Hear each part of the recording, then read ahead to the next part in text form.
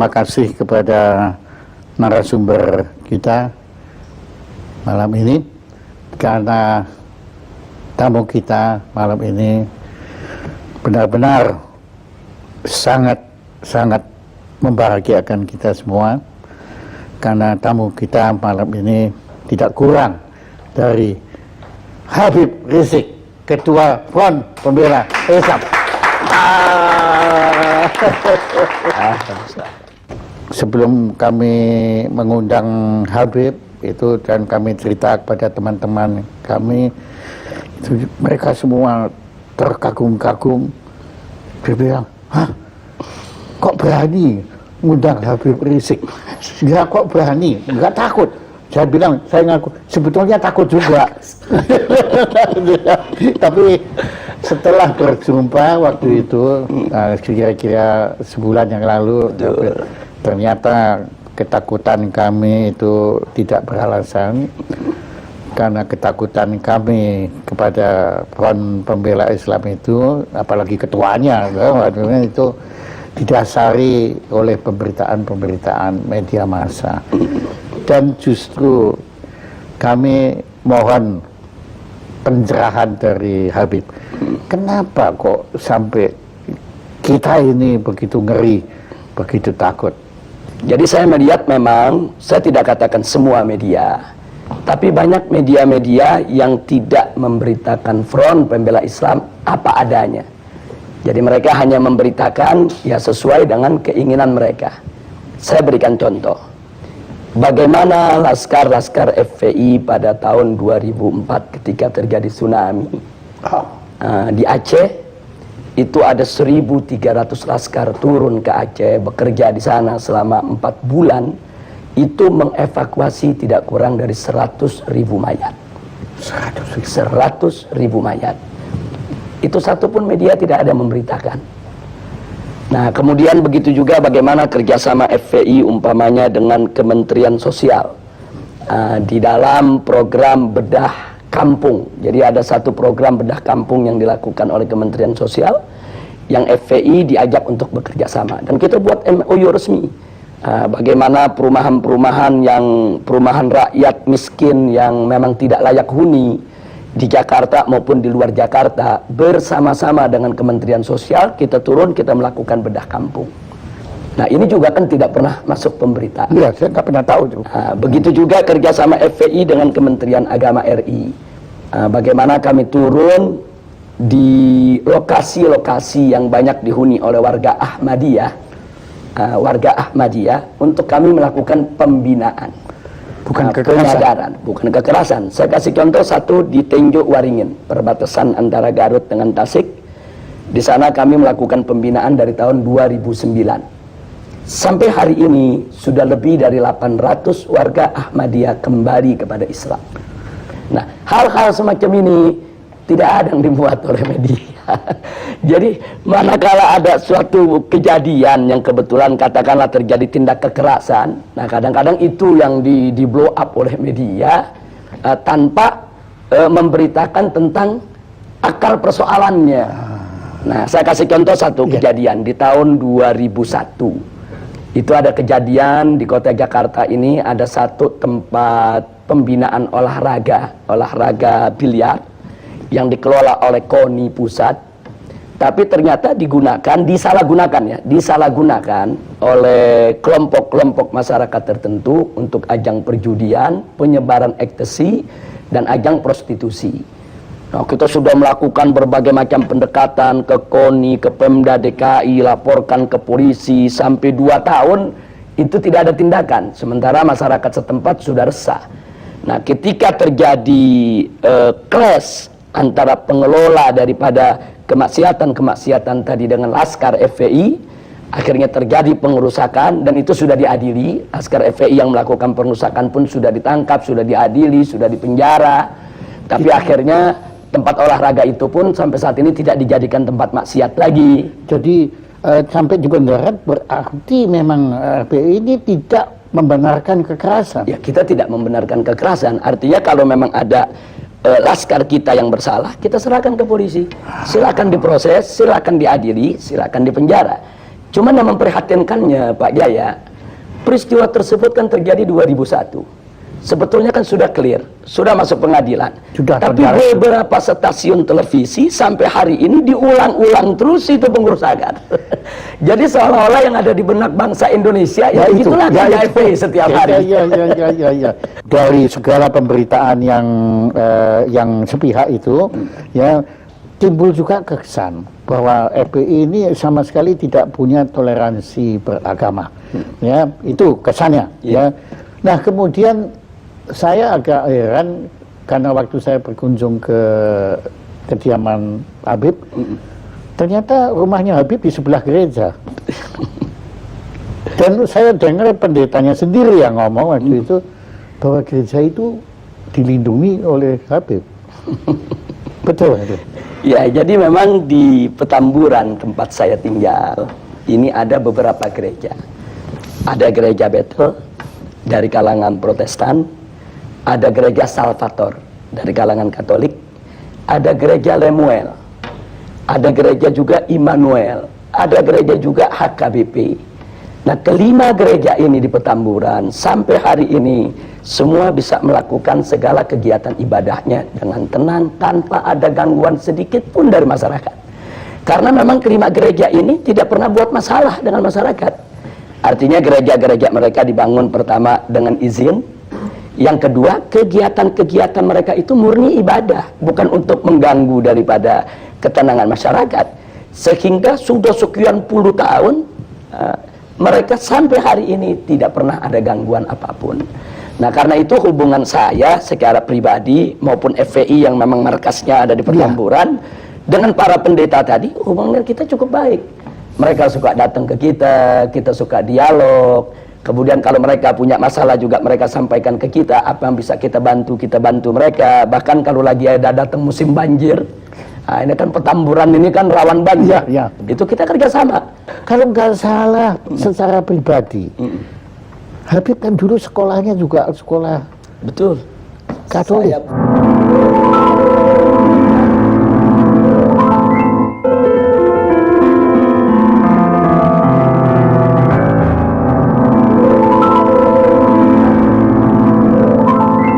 Saya di SD negeri di Petamburan dan waktu saya SMP Kristen Bethel. Memang tidak jauh dari rumah saya karena memang waktu itu kan saya lulus SD ini kan usia masih terlalu muda. Badan saya juga masih terlalu kecil. Orang tua kan khawatir kalau saya disekolahkan di tempat-tempat yang jauh. Walaupun ketika itu secara rayon saya mendapatkan SMP negeri 40 Pejompongan.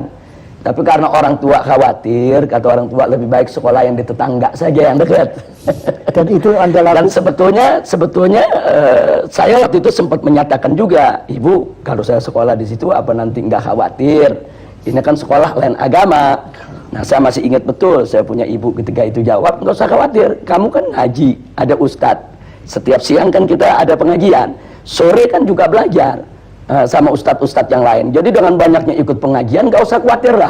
Toh kamu belajar di situ kan belajar pengetahuan umum. Iya. Saya pikir juga sekolah-sekolah Kristen yang manapun, dimanapun di Indonesia selama ini, kalau tidak ada pemaksaan kepada murid yang beragama lain untuk belajar agama yang tidak dianutnya, kan no problem. Nah, dalam ajaran Islam pun kita punya pilar-pilar toleransi, Pak Jaya. Yang pertama adalah sebagaimana Allah firmankan dalam Al-Quranul Karim, la ikraha fiddin, tidak ada paksaan dalam agama. Artinya setiap seorang muslim itu tidak boleh melakukan pemaksaan dalam bentuk apapun kepada orang lain untuk masuk ke dalam ajaran Islam. Nah, jadi ini ketentuan dakwah dalam Islam. Jadi nggak boleh ada orang dipaksa masuk Islam, dipaksa menjalankan syariat Islam. Itu nggak boleh. Nah, itu yang pertama. Jadi artinya la ikraha fiddin, tidak ada paksaan dalam agama. Ini merupakan pilar toleransi dalam ajaran Islam. Yang kedua, itu tidak boleh ada caci maki terhadap agama lain. Bahkan Allah ingatkan, nanti kalau kau hina mereka, nanti mereka akan menghina Allah. Nah, jadi kalau nggak mau dicubit, jangan nyubit, kan begitu. Nah, jadi ini pilar toleransi dalam ajaran Islam. Nah, terus yang ketiga ada lagi pilar toleransi yang lain, yaitu dalam urusan ibadah, lakum dinukum waliyadin. Kata di dalam Al-Quran ini Allah menyatakan kepada umat Islam untuk menyampaikan kepada orang-orang yang di luar Islam, lakum dinukum waliyadin. Bagi kalian agama kalian, bagi saya agama saya. Jadi agamamu, agamamu, agamaku, agamaku. Betul. Artinya karena itu Pak Jaya, dalam toleransi bagi umat Islam ini memang sudah harga mati. Jadi ya, aduh, ini kesan semua yang kita peroleh bukan seperti itu. Ya, yang ini kan penyesatan opini yang dilakukan oleh sejumlah media. Saya tidak katakan semua media, tapi ada media-media yang punya kepentingan. Yang salah kita sendiri kok kita tersesat itulah. Ya, itu dia. Kok ya, karena ya apa yang kita dengar, ya agama yang paling tidak toleran itu adalah agama Islam. Itu yang kita dengar hari ini. Kita dengar dari Habib, ya bahwa ternyata ada 3 sebetulnya ada 10 pilar toleransi. Toleransi ada 10. Paling tidak ada 3 ini yang utama yang sudah saya utarakan tadi. Dalam ajaran Islam ini kita menerima dengan sepenuh hati konsep pluralitas. Tapi kami menolak konsep pluralisme. Ada beda antara pluralitas dengan pluralisme. Nah, kalau pluralitas itu adalah kebinekaan, keragaman. Karena itu Islam diajarkan dengan pilar-pilar toleransi yang kita sebutkan tadi. Pilar-pilar toleransi itu dalam rangka untuk kita bisa hidup dengan benar, dengan baik, dengan lurus dalam masyarakat yang plural tadi. Nah, ini kita sebut pluralitas. Nah, sedangkan pluralisme ini kan suatu isme, suatu paham yang meyakini bahwa semua agama sama, semua agama benar, semua agama pasti akan masuk surga, semua agama ini ajarannya tidak berbeda. Ini sebetulnya yang kami tolak. Nah, jadi begini, kenapa kami tolak? Bagi kami, biarkan setiap umat beragama meyakini agamanya yang paling benar. Itu hak dia. Dia bebas mengatakan agama saya yang paling benar, agama lain tidak benar. Tapi dia tidak boleh menghina agama lain. Seperti saya seorang muslim. Saya katakan, saya sebagai seorang muslim, saya beriman bahwa agama Islam adalah agama yang paling benar, selain Islam tidak benar. Itu keyakinan saya. Dan saya punya hak untuk itu. Tapi saya tidak punya hak untuk menghina, untuk mencaci maki, untuk mencerca agama di luar Islam. Nah, begitu juga Pak Jaya sebagai seorang Kristiani punya hak untuk mengatakan, saya sebagai seorang Kristiani, saya yakin Kristen yang paling benar, selain Kristen tidak benar. Itu hak Pak Jaya. Saya tidak boleh intervensi mengatakan Pak Jaya mesti ngaku Islam benar juga dong. Nggak boleh. Sebagaimana saya juga nggak boleh diintervensi Habib harus mengakui agama di luar Islam itu benar. Nggak bisa, ini soal keyakinan. Tapi Pak Jaya tidak boleh menghina Islam. Saya tidak boleh menghina Kristen. Kalau menghina aja tidak boleh, apalagi mengganggu, kekerasan, apalagi membunuh, apalagi nggak boleh. Tapi apabila FPI ini melakukan kekerasan, itu tidak dibenarkan. Tidak dibenarkan. Jadi di dalam organisasi FPI ini ada prosedur standar. Yang pertama, kita menunggu laporan masuk. Nah, artinya ada laporan dari masyarakat bahwa di wilayah mereka itu katakan ada tempat perjudian, ada tempat pelacuran, harus ada laporan dari masyarakat. Jadi tidak ujuk-ujuk FPI datang tanpa permintaan masyarakat. Ujuk-ujuk. Ini masih ada logat Betawinya ya. Iya, jabat ujuk-ujuk itu bahasa Inggrisnya apa itu, Pak? Jadi kita mesti ada laporan dulu dari masyarakat. Nah, kalau masyarakat melapor, berarti kan di sini ada ketidaknyamanan dari masyarakat terhadap kemaksiatan tadi. Nah, kalau laporan sudah masuk, kami lakukan langkah investigasi. Oh, pakai ide investigasi. Iya, artinya kami periksa dulu laporan masyarakat itu benar atau tidak.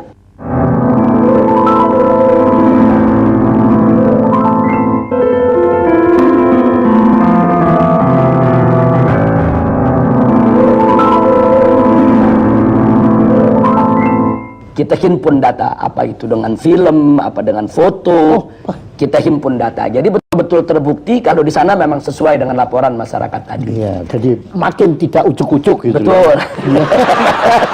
Nah, kemudian setelah itu masih ada langkah ketiga. Setelah data terkumpul, kami lakukan pemetaan wilayah.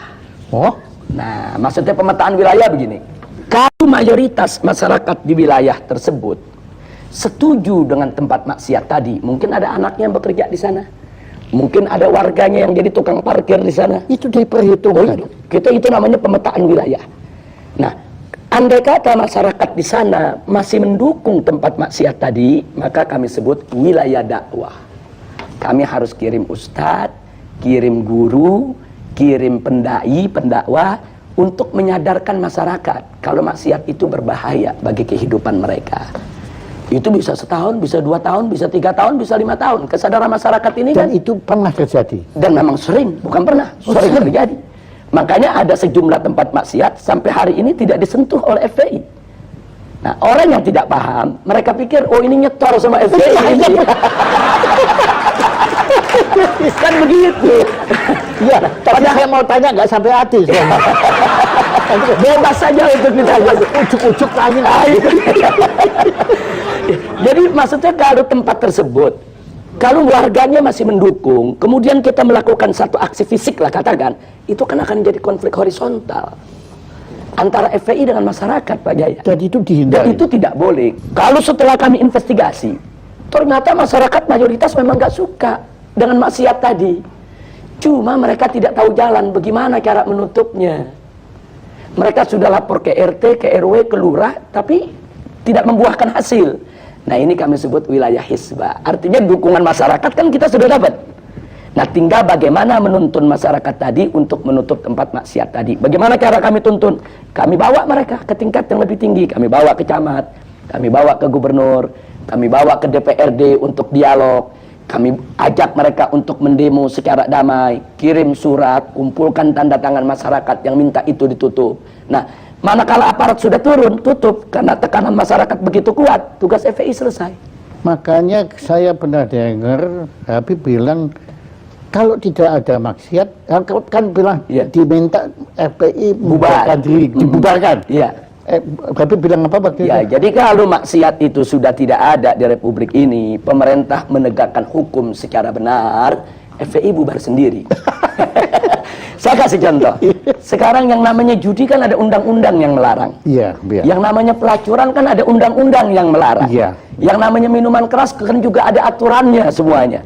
Kalau ini semua ditegakkan oleh pemerintah dengan baik, dengan benar, berarti kan pelacuran tidak ada. Berarti kan perjudian tidak ada. Nah, kalau ini dilakukan dengan benar, FPI kehilangan kerjaan, Pak Jaya. Itu kalau kami boleh tahu itu kasusnya apa yang Habib sampai masuk penjara itu? Yang di penjara itu pertama waktu tahun 2003. Oh, yang pertama. Ya, 2003 Ya. itu sebetulnya simpel saja. Saya diundang dialog macam ini di sebuah stasiun televisi. Oh iya. Kita berdebat dengan salah seorang perwira televisi. Nah, kemudian di dalam debat tersebut pihak kepolisian itu mengatakan di Jakarta ini tidak ada tempat judi. Tapi saya mengatakan ada tempat judi, Anda jangan bohong. Saya bawa daftar alamat-alamatnya. Ini loh alamatnya, saya bilang, tempat anu alamat sekian, tempat anu alamat sekian, tempat anu alamat sekian, dan seterusnya. Kesimpulannya, dalam forum itu polisi ini terdesak. Besoknya saya dilaporkan penghinaan terhadap pemerintah. Akhirnya saya masuk penjara 7 bulan. Nah, jadi itu yang jadi persoalan. Makanya kadang-kadang saya sekarang bercanda kalau diundang dialog oleh polisi, ini jangan kalah ngomong ditangkap lagi. Iya. Kalau kita dialog kemudian orang kalah ngomong kita dituntut kan repot, Pak Jaya. Iya, untungnya saya bukan polisi ya. Itu tahun 2003. Itu pertama. Ya, tapi kalau waktu tahun 2000. Tapi hikmahnya Anda menulis ini ya, Habib, ya. Betul. Nah, adapun pada tahun 2008 itu terkait dengan peristiwa insiden Monas. Nah, karena di insiden Monas itu kan ada kejadian Laskar Islam, itu kesatuan daripada berbagai macam ormas, terjadi bentrok. Ya, itu dengan komponen masyarakat yang ingin memperjuangkan untuk membela atau menolak Kepres pembubaran Ahmadiyah. Sebetulnya itu tidak perlu terjadi, cuman karena ada orasi-orasi dari kelompok mereka ini yang yang provokatif dengan mengatakan Laskar Islam ini dengan kata-kata yang nggak bagus lah, Menghina. tidak layak untuk saya ungkapkan di sini. Ya. Akhirnya laskar-laskar terprovokasi nyerang mereka. Nah, tapi karena di antara mereka ada FPI Yang kena FPI. biangnya kita, yang kena biangnya Pak Jaya.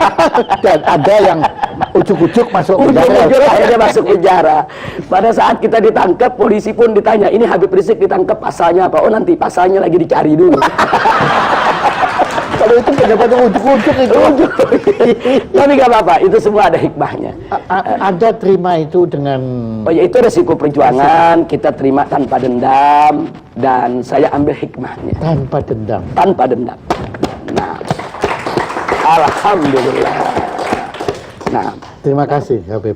Ya, ini suatu pencerahan, satu pelajaran, pengalaman, masukan informasi bagi kita semua untuk lebih bisa memahami makna perjuangan FPI yang Insya sebenarnya. Allah, insya Ya, Allah. dan moga-moga juga siaran talk show yang sederhana ini ya itu bisa didengar juga oleh pemirsa-pemirsa sebanyak mungkin supaya mereka pun atau kami ya saya beratasnya mereka juga bisa memahami dan kita bukan lagi takut, bukan lagi curiga, bukan lagi benci pada FPI, tapi kita mungkin bisa bersama-sama FPI untuk memerangi maksiat di insya angkara murka di negara kita tercinta ini.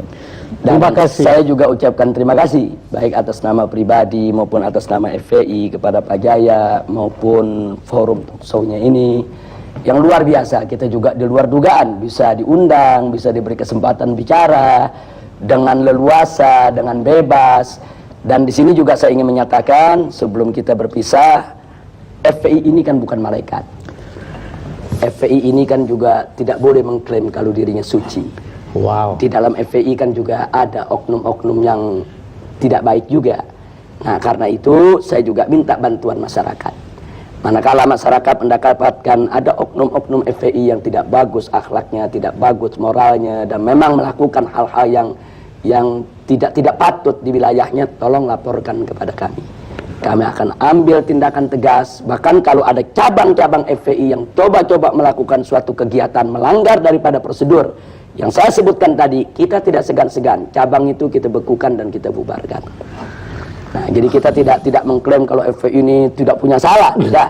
Saya pun sebagai pimpinannya mungkin terkadang juga bahkan sering juga melakukan kesalahan.